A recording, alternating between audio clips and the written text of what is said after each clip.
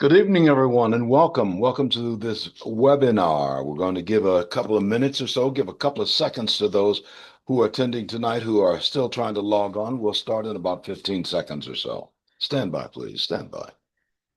We'll be right with you.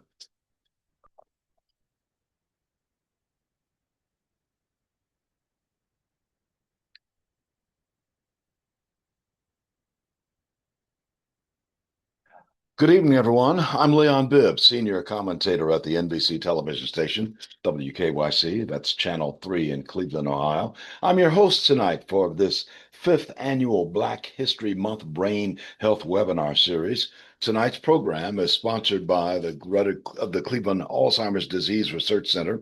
The federally funded program brings together Cleveland Clinic, University Hospitals, Case Western Reserve University, the Lewis Stokes VA Medical Center, and Metro Health Medical Center. They all function as a single research center without walls, as we say. The group is dedicated to advancing the study of Alzheimer's disease and memory loss. And I'm coming to you tonight from the Brain Health and Memory Center of University Hospital's Neurological Institute. It is located in Beechwood, which is a suburb in Cleveland.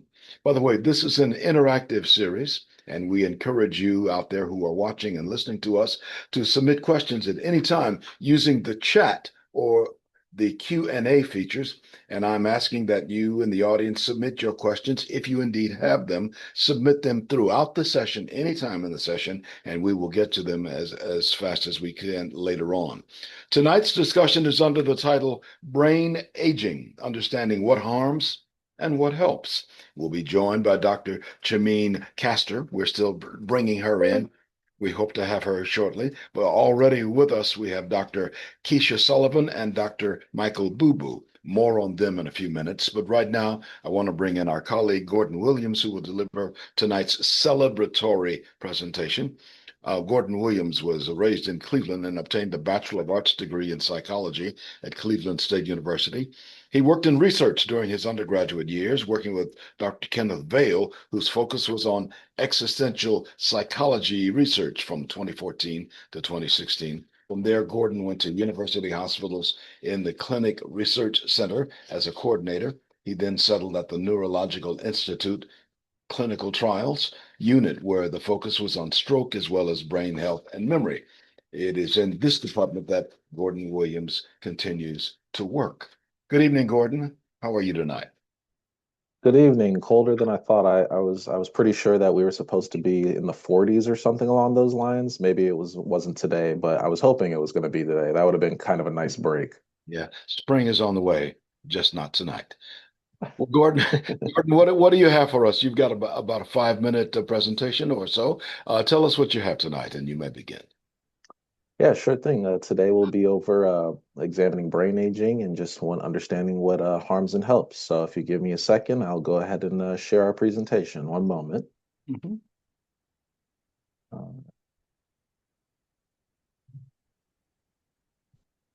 uh, oops. All right, folks. So here we are. Good evening, and thank you all once again for joining us for week two of our series. This week's presentation will be examining brain aging, understanding what harms and what helps. So, to begin, we will be reviewing our historical highlight portion of today's presentation. Dr. Hiran Jean-Louise. Dr. Jean-Louise is an academic that focused their studies on socio-cultural and environmental determinants of health. So, Dr. Jean-Louis was born and raised in Haiti and at 17 immigrated to New York City. During his engineering undergraduate, he took an elective course in sleep lab techniques where he became interested in the study of sleep. He earned his doctorate at the Graduate Center of the City University of New York. His research reviewed the impact of melatonin on sleep and cognition in early elderly individuals. Dr. Louise's career would see him become the director of the Pride Institute of New York City, Pride standing for Program to Increase Diversity Among Individuals Engaged in Health-Related Research. He places emphasis on education and outreach in Black communities and would train peer educators to discuss sleep apnea in the community, such as barbershops, salons, and places of worship in New York City. In the year 2000, the National Institute of Minority Health was formed, and the data points that they examined were racial disparities in HIV, cancer, and heart disease outcomes. However, they didn't examine or focus on the importance of sleep. And in the same year, Dr. Jean Louise was the lead author of the first publication that examined sleep health disparities, that publication being named Sleep and Quality of Well-Being. And in the publication, it examined if sleep should be considered as a metric when assessing quality of well-being and social determinants of health. And for anyone who may not know what those are, social determinants of health are the non-medical environmental conditions, such as where people live, work, and learn, that affect health functioning and quality of life outcomes. The publication also had shown that minority men reported worse sleep-wake patterns. And in 2021, he received the Sleep Research Society's Mary A. Kadarkson Outstanding Educator Award. Getting a little more specific into Dr. John Louis' goals, his research aims to identify barriers and diagnoses to sleep-related conditions in underserved communities. The overlap being that people that suffer from insomnia and sleep apnea can typically show signs of cognitive impairment. African Americans are more likely to report sleeping less than 6 hours a night, and African American individuals are also less likely than their other counterparts to be diagnosed and treated for sleep disorders. Consistently receiving less than 7 hours of sleep per night has been associated with increased risks of obesity, diabetes, hypertension, and heart disease. And if you were here for last week's webinar, these increased risk factors are typically within red line portions of many cities in the United States. Next up is understanding what harms and what helps nutrition and sleep. So, Activate Your Brain is a brain health initiative developed by the global Alzheimer's platform GAP Foundation to promote healthy aging and decrease the incidence of Alzheimer's and dementia. In partnership with 71 of the most prominent, well-respected research centers, we gather the most recent evidence based on information related to how we can protect our brain, and negative brain aging is shown to be related to lifestyle choices and chronic diseases such as heart disease and diabetes. The good news is about this is we can take steps, and it's never too early or too late to start maintaining good cognitive health and aging more efficiently.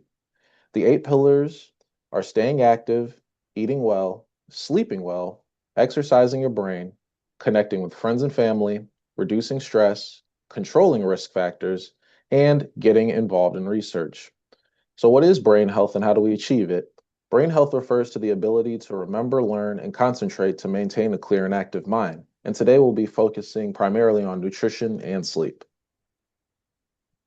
Certain foods may help with management of certain conditions related to brain health. When in doubt, eat all the things that your mother told you, such as citrus, berries, apples. Many of these types of fruits appear to help change the neural pathways in the brain and increasing blood flow.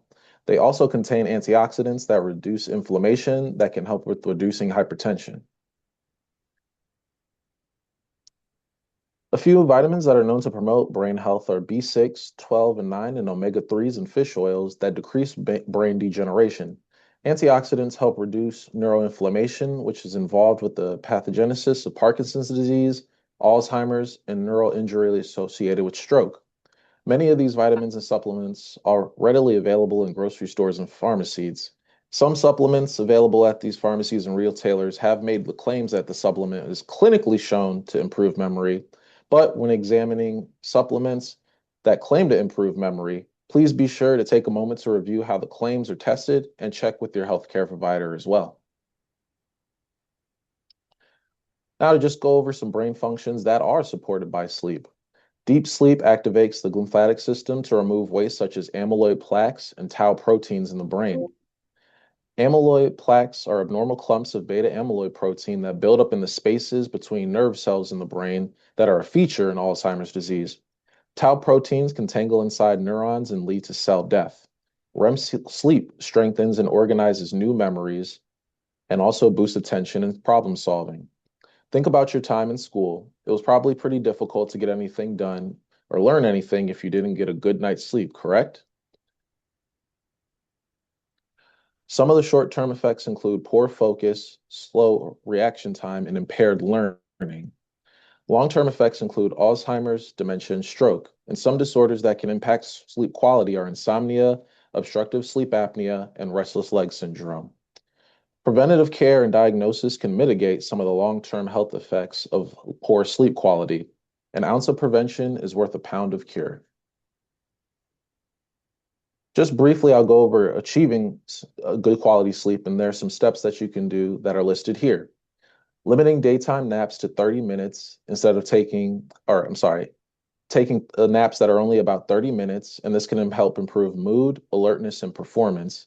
Exercising during the day to promote quality sleep. However, avoid strenuous exercise close to bedtime as it may disrupt your sleep. And steering clear of food that can be disruptive right before sleep, such as drinking a lot of fluids that may have to make you get up, or eating any foods that may cause indigestion or heartburn. And now for in the news.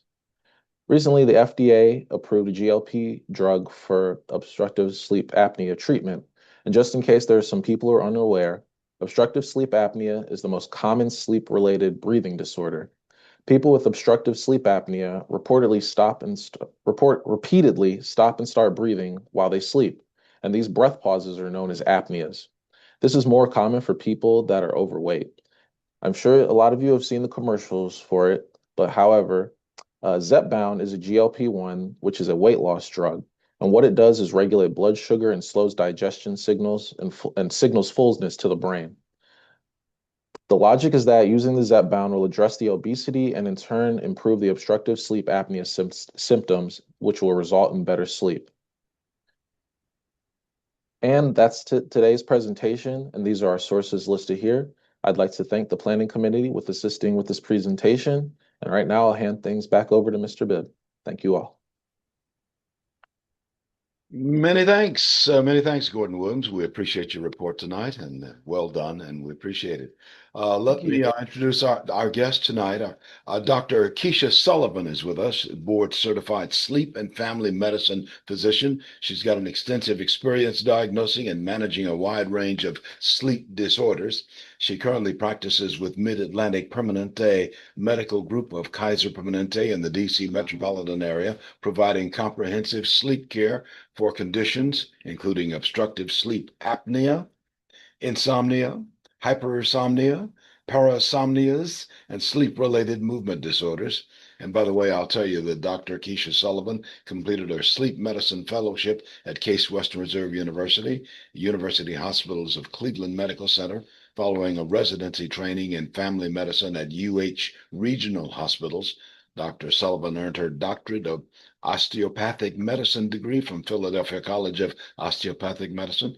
She holds an MBA with a concentration in health and medical services administration, as well as advanced degrees in biomedical and neuroscience. Dr. Keisha Sullivan.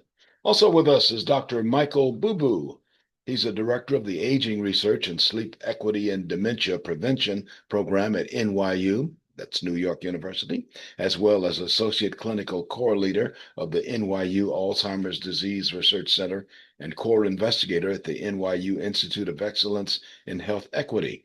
His interdisciplinary research focuses on sleep, aging, and dementia, with particular emphasis on health disparities affecting minoritized populations. His work investigates how sleep disorders, such as obstructive sleep apnea, interact with Alzheimer's disease biomarkers to drive cognitive decline and how improving sleep may serve as a preventive strategy. Dr. Bubu also leads a community engaged initiative to advance sleep health equity, develop tailored interventions, and reduce Alzheimer's related disparities in underserved communities. Dr. Michael Bubu. Glad to have you with us, and we're hoping that Dr.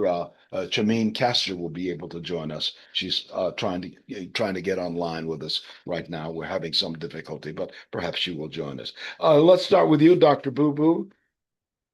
Tell me about we're talking about food and all those kinds of things. If you could comment on that, what affects the brain, food and sleep? How does it impact the brain? If you could boil it down for an audience of us who do not have medical degrees in this area, what should we be thinking about when we talk about the brain and sleep and food, generally speaking?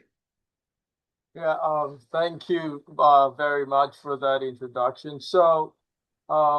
Sleep, as we know it, is a physiological state.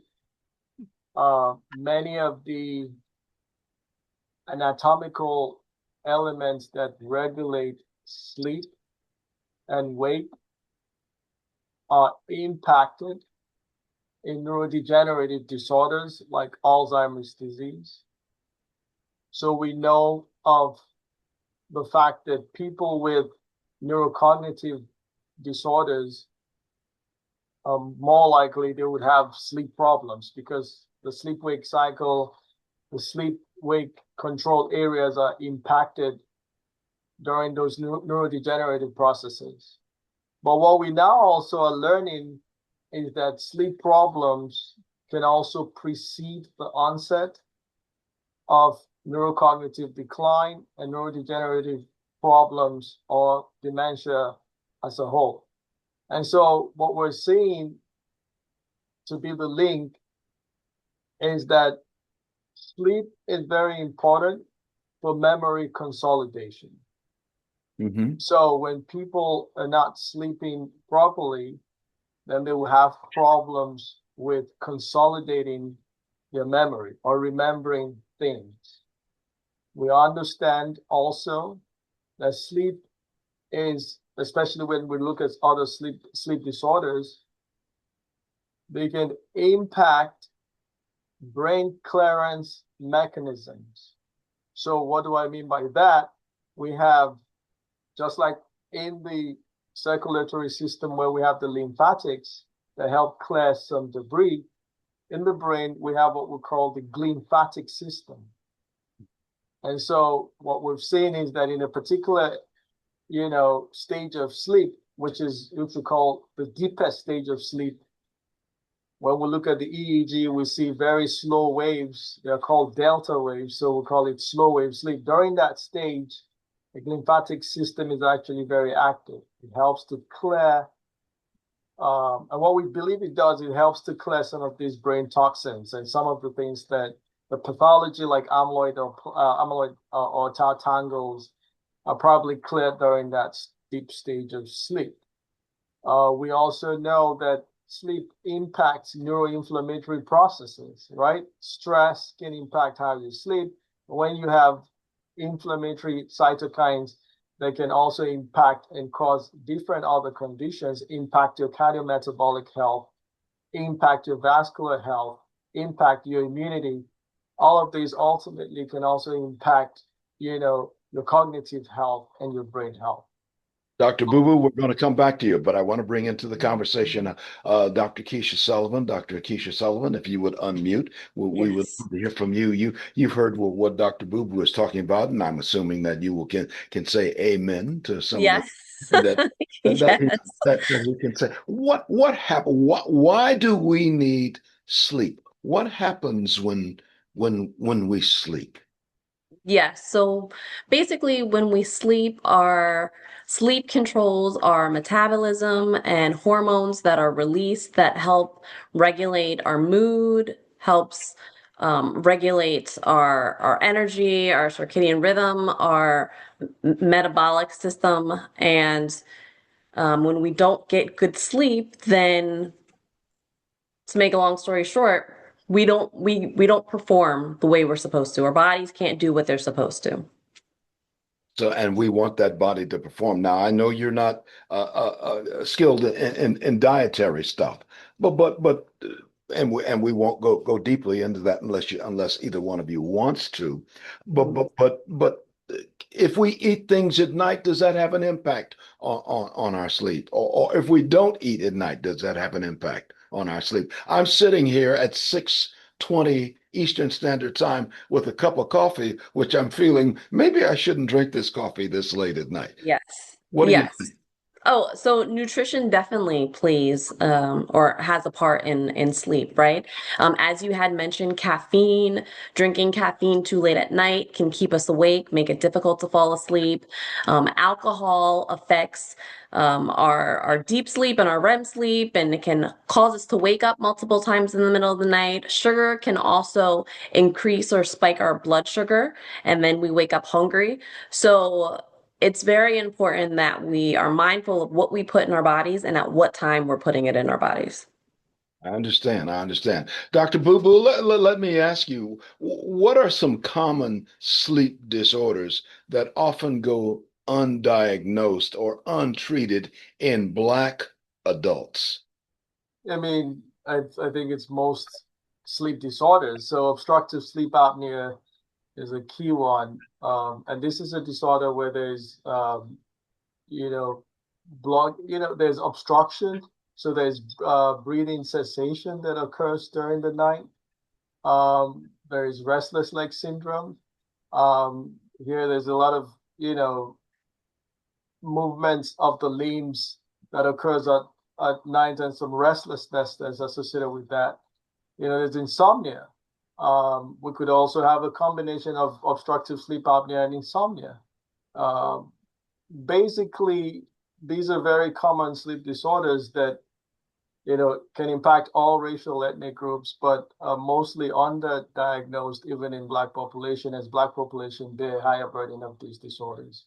I would imagine this could have a detrimental effect on our entire body, the lack of sleep or lack of adequate sleep. Absolutely, like Dr. Sullivan mentioned earlier on, sleep is one unique, physiologic process that impacts every system that you can think of in our body. Brain health, cardiovascular health, reproductive health, etc., etc. Dr. Sullivan, when I was a kid, my mother and father would tell me, "You got to get to bed because you've got to get a full night's sleep because school is tomorrow." Yeah. And they always told me that as a child that I needed more sleep than adults. And of course, Yes.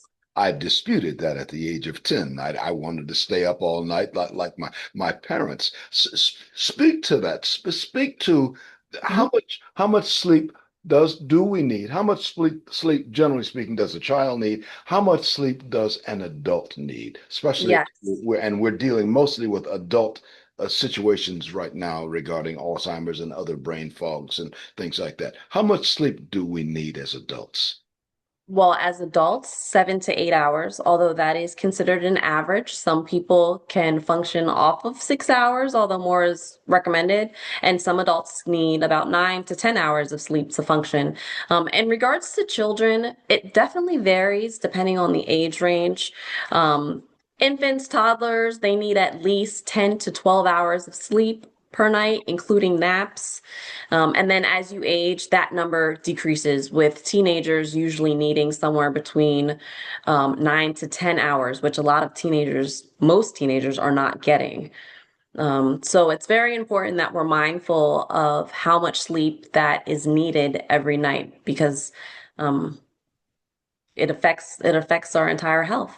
The entire body. Are there some sleep issues that could contributing to brain fog or mood changes or cognitive concerns? Are there some issues we should be dealing with, talking about?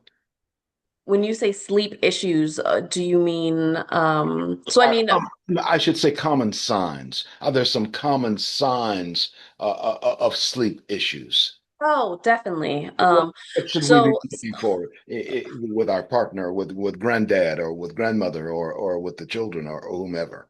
correct. So if you notice that your partner is snoring, right, consistently, loudly, if you notice pauses or gaps in someone's breathing, if you notice your partner has difficulty falling asleep, staying asleep, if you notice um, they're very restless, tossing and turning, things of that nature, those are definite signs that you may need to seek medical attention.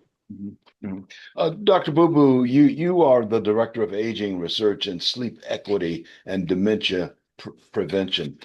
Speak to that a little bit as how that impacts the Black community. Yeah, I mean, so really, when we look at sleep and we talk about sleep equity, it's just the fact that, sleep problems are prevalent across all populations, but then a particular racial ethnic group bears a higher burden. And this could be tied to psychosocial factors, social structural determinants of health, that increases the likelihood of people to have short sleep duration, maybe because they're working multiple jobs, have stressors that can impact their sleep as well. And we know also when we look at the dementia aspect, same story is there, Black, and other minoritized populations have a higher burden of these conditions. And so what we're trying to do with respect to sleep, the program is highlight these issues and provide education to our community, educating them about sleep hygiene and telling them about the link between sleep and neurodegenerative outcomes and how, good sleep, and we can include proper diet and all of that. A combined, increased physical activity and the likes can help with proper cognitive outcome. Mhm. What would you suggest when you say proper diet? Can you give us a thumbnail look at that? I know that might not be your specific area, but do you? And I'll ask both of you. Do you have thoughts on proper diet and sleep? Yeah, I think generally you need a balanced meal, you know, and then I think Gordon had that wonderful presentation that clearly noted the kind of things that are important. The thing is to cut down on excessive carbs, cut down on excessive fats, saturated fats, and then, whether eats lean meat, more fish product, more legumes and vegetables, the things that we would say Mediterranean diet, but I speak about from the position of equity and know that everybody can do Mediterranean diet. So it's better that, to eat moderately and eat, good enough that you have a balanced meal of protein, carbohydrate, and fats, but in very, very uh, portions and rations that to a reasonable extent are healthy. Dr. Sullivan, can you dive into this? Can you offer a comment on this part of the subject? Yes, I just wanted to add something that we should be mindful in trying to reduce or limit is processed foods. If we can focus more on whole foods, things where you can actually identify ingredients, that is much better for your brain, your heart, and your health, opposed to looking at the label and not being able to identify, the ingredients. We live in such a fast-paced society. All of us, or many of us certainly, are running from one end of the day to the other, as they say, burning the candle at both ends, which virtually means burning the candle at both ends of the day. That's what that phrase means. You're burning the candle in the morning because it's still dark and you're working. You're burning the candle in the evening when it's dark and you're still working, not getting enough rest. That plays a part. Our society, what is happening to all of us is having an impact on all of us, isn't it? Dr. Sullivan? Correct. Yes. Yes. Um, it may be hard to avoid, or at least it feels hard to avoid processed foods. The price of natural foods, organic foods tend to be more. Um, but if you're able to plan ahead and structure meals in the long run, it'll pay off. Pay off. We've got some questions being phoned in by our callers right now, and this one I want to give to Dr. Boo Boo. Dr. Boo Boo, this caller says, since people are diverse, how can a standard be set to say X amount of hours of sleep? Oh, yeah. So I think Dr. Sullivan made mention to that. It's recommended. So to recommend uh, is basically, so this is how scientists think. They think about what is beneficial for the majority of the population. So because as she rightly noted, certain individuals might feel better. So for middle-aged and older adults, 7 to 8 hours. Some might be fine 6 hours, you know. Some might be fine with a little bit more than 8 hours. And the reason why that range is there is that for the majority of the population, that's what the data shows, right? Would result to better, or reduction in adverse health outcomes. So that's how we think in terms of science and epidemiology. All right. So it's always what matters for the whole population. Very simple example. If you have 100 people who smoke, and then out of these 100 people, 80 of them come down with cancer, and you have another 100 people who do not smoke, only 10 of them come down with cancer, the recommendation for the general population will be smoking isn't good. Why? Because for the general population, we saw that the adverse effect was more when people smoked. It doesn't mean that everybody who smokes would definitively come down with that outcome. So those are recommendations that applies for the majority, but of course there can be people in the borderline of the range. I understand you're speaking in generalities when you give an amount of hours that a person might need. Which raises this question from another viewer, Dr. Sullivan. I'm going to give this to you. How much sleep does an elderly 80-year-old with onset of dementia need? Not enough sleep at night, but takes naps during the day. Is that okay? Asks the caller. That is a complicated question, but thank you for it. So, I mean, all adults need 7 to 8 hours of sleep, right? Now, understand that patients with dementia typically have irregular sleep patterns, where they don't sleep a straight 7, 8 hours. They may sleep 2 hours, 3 hours here, a couple hours there. It is very difficult to try to regulate patients with dementia, and it can be challenging for their caregivers um, to get them on a regular schedule in which the caregiver feels comfortable going to sleep sometimes, right? As the person may roam the house. But I mean, it's really 7 to 8 hours a day, no matter what. Although, yes, the chunks of sleep do um, I should say, the sleep-wake cycle, it's best if it is consolidated, but in patients with neurodegenerative conditions such as dementia, then it's difficult to get that consistent 7 to 8 hours. Yeah. Dr. Sullivan, what do you think about the over-the-counter uh, drugs that are sold that are advertised to give us restful sleep every night? Yeah. What do you think about those commercials and those products? Do they work? Or should they work? Or should we use them? So it depends. I know melatonin is a big one that everyone has at least tried once, it feels like.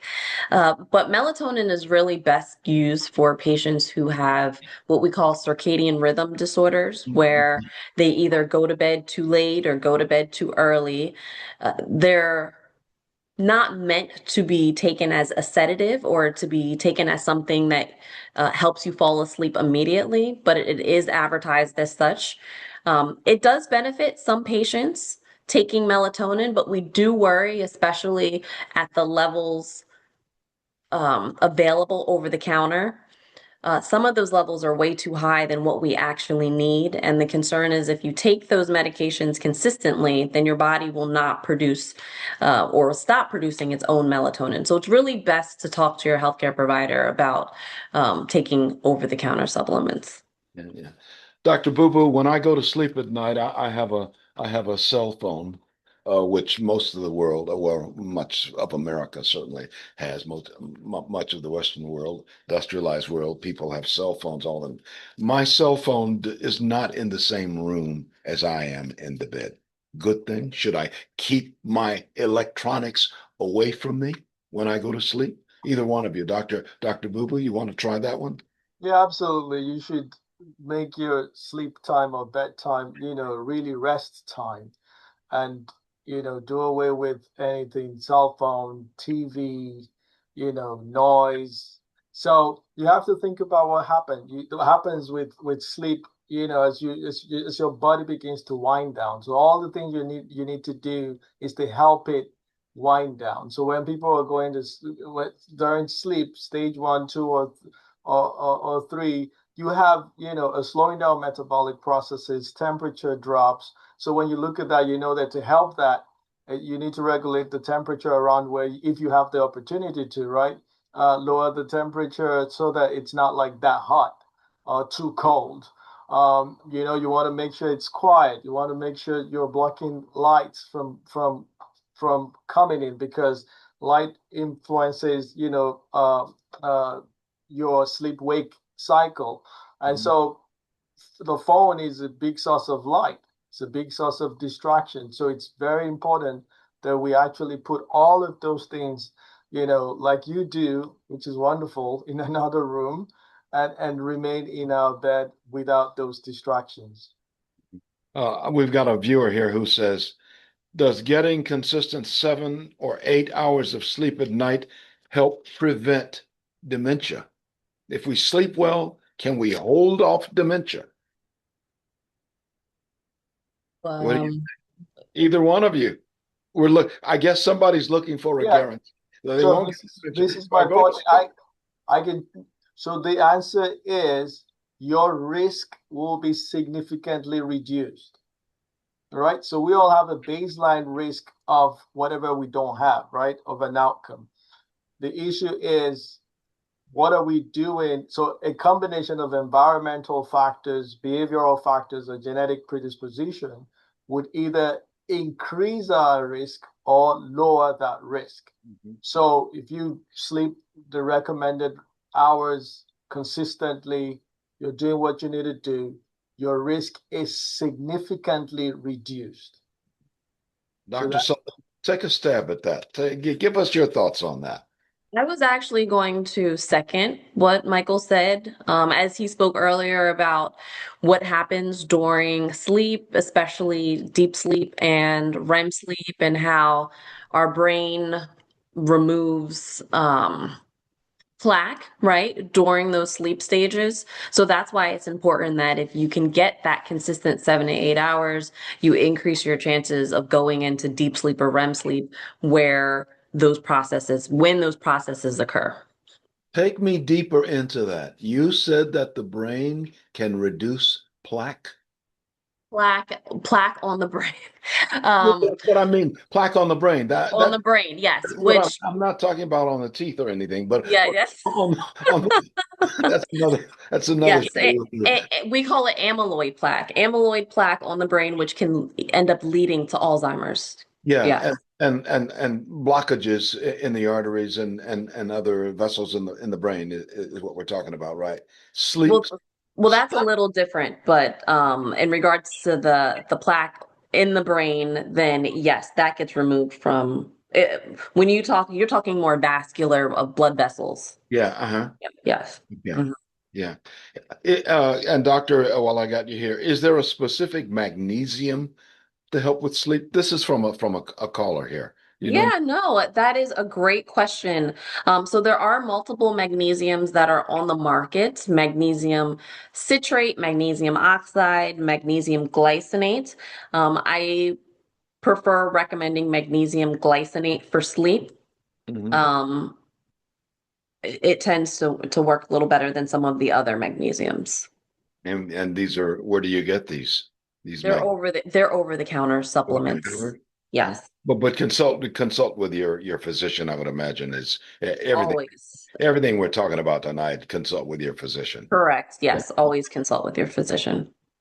Dr. Boo Boo, a caller says, can you talk a little bit about sleep cycles?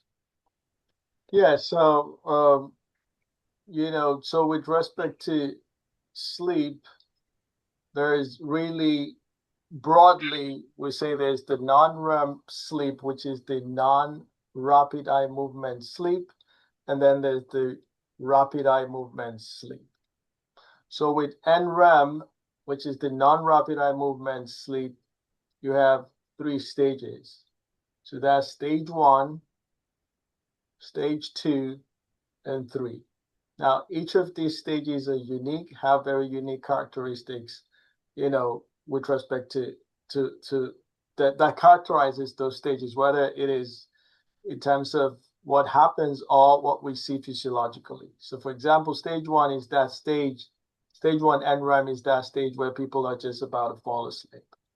And then all the metabolic processes begin to slow down, temperature goes down, there's deeping as you move into stage two, then stage three, which is the deepest stage of sleep. We know this by looking at the different wave patterns that we see on the EEG. EEG is the electroencephalogram, which we use to look at brain waves when people are sleeping. Now, REM sleep is rapid eye movement sleep. In this stage of sleep, all the muscles are paralyzed basically, except the ocular muscles. The ocular muscles are the eye muscles, and in fact, that's where the name comes from, because then you see the eye, because the eye muscles are still active, and your breathing muscles, your diaphragm is still active then as well. Then you have those movement, and you call it rapid eye movement sleep. This is the stage where most people would dream as well. So the sleep stage or cycles rather would be, the cycle is about 90 minutes on the average. So people will go from awake to stage one, then to stage two to three REM, and then go to stage one or two to three REM. And that cycle is about 90 minutes on the average. And people would have about 5 to 6, 5 to 7 cycles per night. Mm-hmm. Dr. Sullivan, a caller here says, how does sleep impact mental and behavioral health? Am I easier to get along, is my question. Am I easier to get along with the rest of the world if I've had an adequate amount of sleep? Or if I haven't slept well, am I a grouch in the world? Speak to that a little bit. If I kind of brought it home for a lot of people, I think. Yeah, of course. There's a very strong correlation between sleep and mood, whether that's irritability, anxiety, depression. Um, you know, when we don't get good sleep, right? Our body becomes stressed out, our cortisol levels go up, that fight or flight response gets activated, and that can lead to things such as, elevated blood pressure, elevated heart rate. Yeah, elevated blood pressure, elevated heart rate. It can lead to food cravings, and it can just leave you being mad and upset, right, too, and irritable. So it's very important that you get good sleep. Oh, yes, were you going to say something? No, no, Oh, no, no. okay. You, So, you, so you're on a roll. Keep rolling. yeah. So no, it's very important that we get good sleep at night in order to prevent that fight or flight response from occurring, and so we can wake up happy, right? Nobody wants to wake up feeling anxious and feel like their heart is beating fast, heart palpitations, um, or with headaches, things of that nature. Yeah. So we could say that sleep fits hand in glove with a whole lot of other things. I mean, you talk about elevated blood pressures and Hmm. things like that. If we get the right amount of sleep, it kind of calms everything else and pulls it in. It helps pull the rest of our body into line. Is It does. that And is correct? Mhm. correct, yes, and it helps regulate our hormones and our neurotransmitters, or basically the hormones of the brain. And, and Yes, and there are lots of hormones in the brain, correct? there I mean, are. the pituitary gland on the Yes, front of the brain controls a lot of the hormones which impact everyday life and our moods, every day. all of that. Yes. Okay, Mhm. all right, yeah. Do you want to take a shot at that, Dr. Boo Boo? You want to take Yeah, a I shot? mean, you've hit the nail on the head.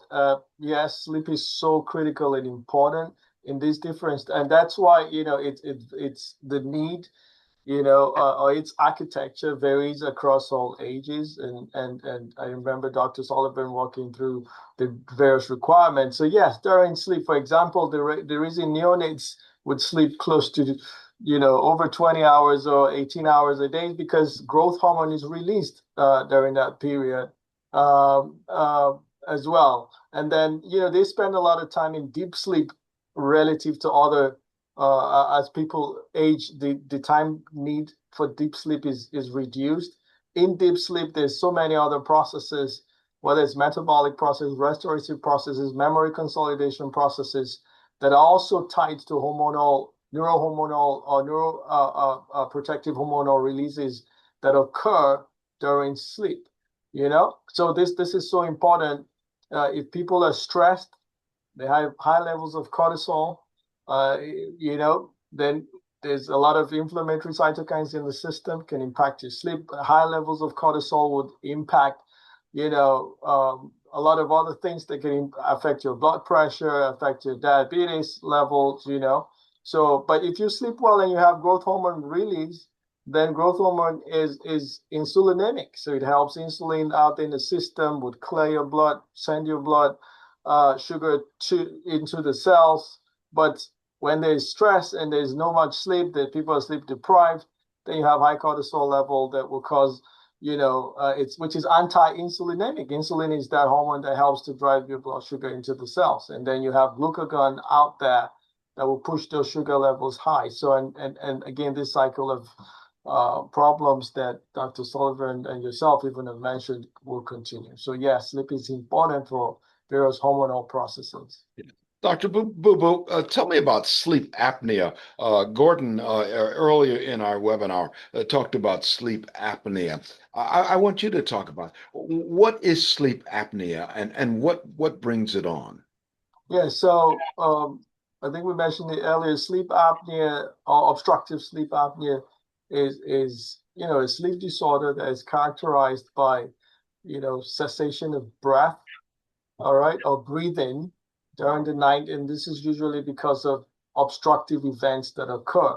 They could be partial or they could be even complete obstructive events that occur. And these obstructive events can cause, what we call hypoxia. So there's a reduction in oxygenation in the blood, all right? They have apneic events or hypopneic events. So apneic will be total obstruction. Hypopneic is partial obstruction that occurs. And there are many reasons why this can be. There are many things that can increase the risk factor for obstructive sleep apnea. There's some that are modifiable. There's some that we can't do anything about. So, for example, sex, right?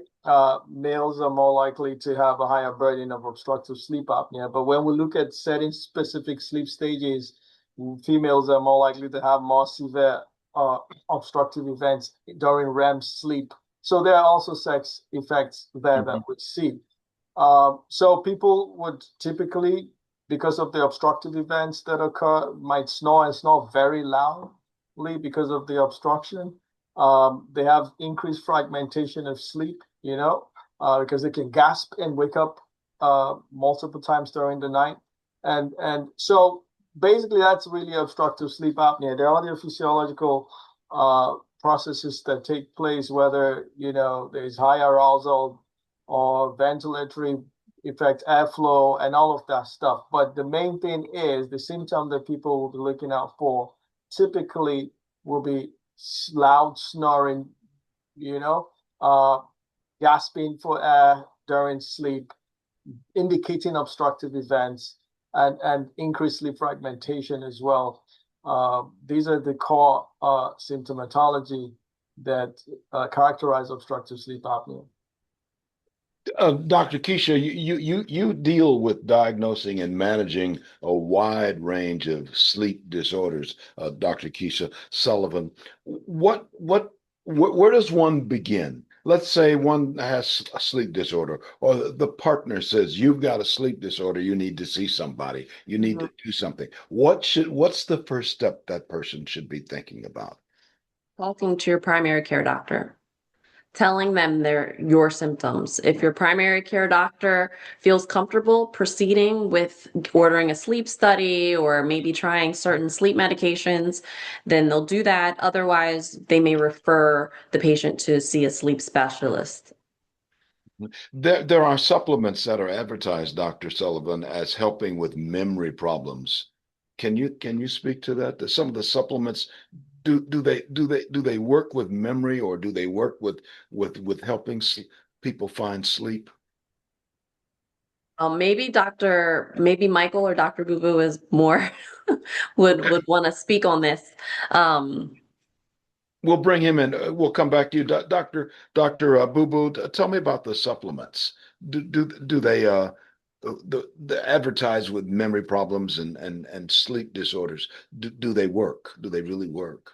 So the question is not, the answer really is not a yes or no answer, right? Yeah. So typically what we preface when we say supplements, their recommended use is if there is dietary deficiencies, for those particular supplements.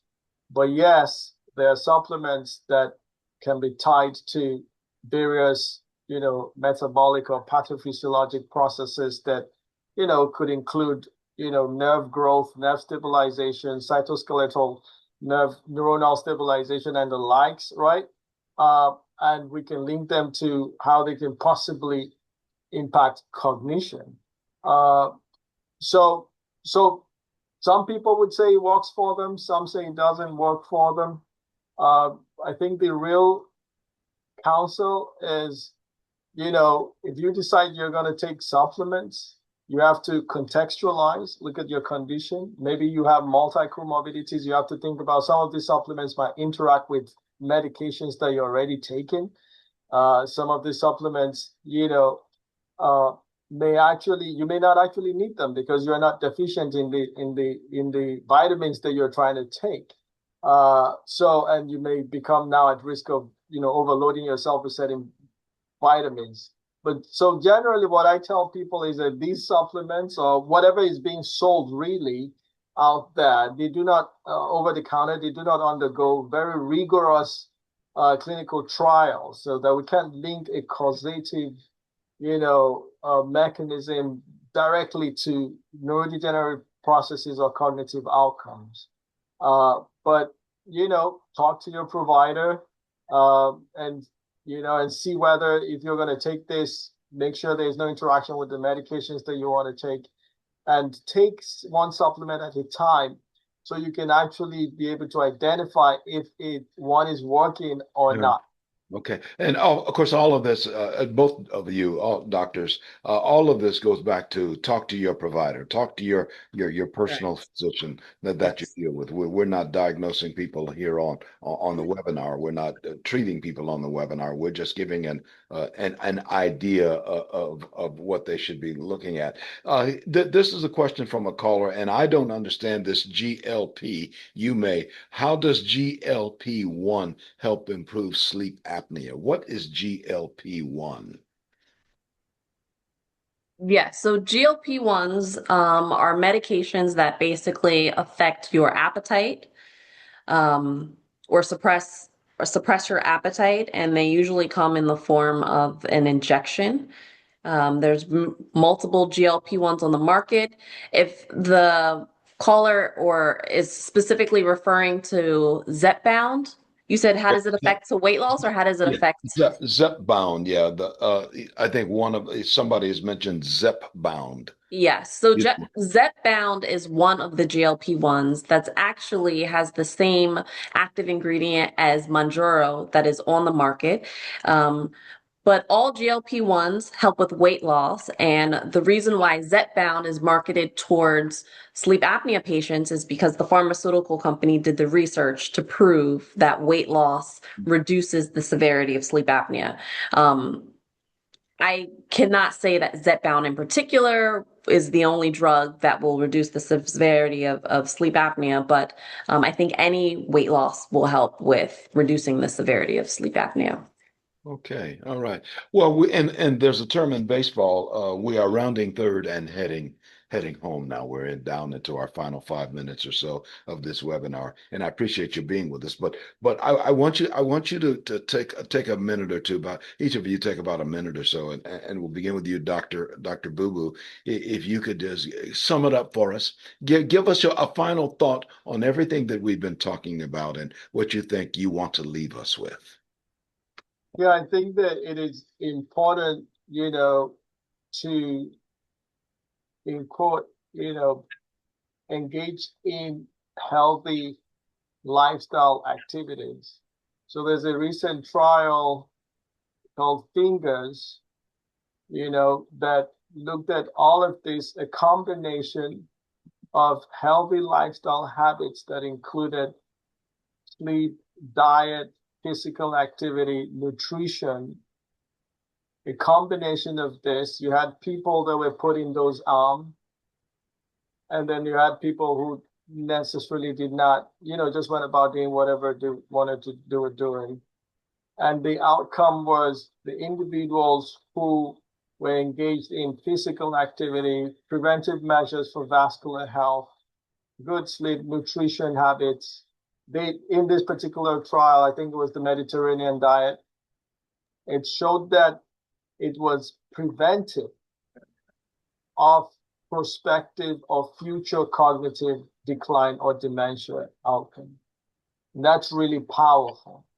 So what that suggests is that if we're able to, at least to a reasonable extent, eat right, okay? What that means is try to eat a balanced diet, ration portions. Too much of everything is bad. You're able to exercise. You're able to try to sleep right. We understand that certain jobs may not help you to do that.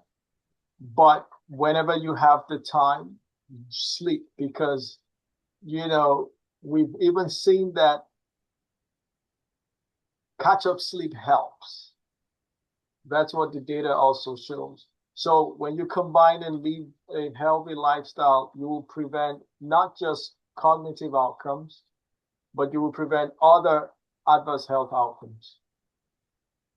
Dr. Keisha Sullivan, bring it home for us. What do you think? Give us a final thought, Dr. Sullivan. Yes, well, obviously, I second what Dr. Boo Boo said, but at the end of the day, sleep is the foundation of health. And if we don't take our sleep seriously, as he said, it can lead to other detrimental health outcomes down the road, right? So specifically sleep apnea, untreated sleep apnea can lead to 2 to 3 times increased risk of heart attack, stroke, diabetes, congestive heart failure, all things that are preventative.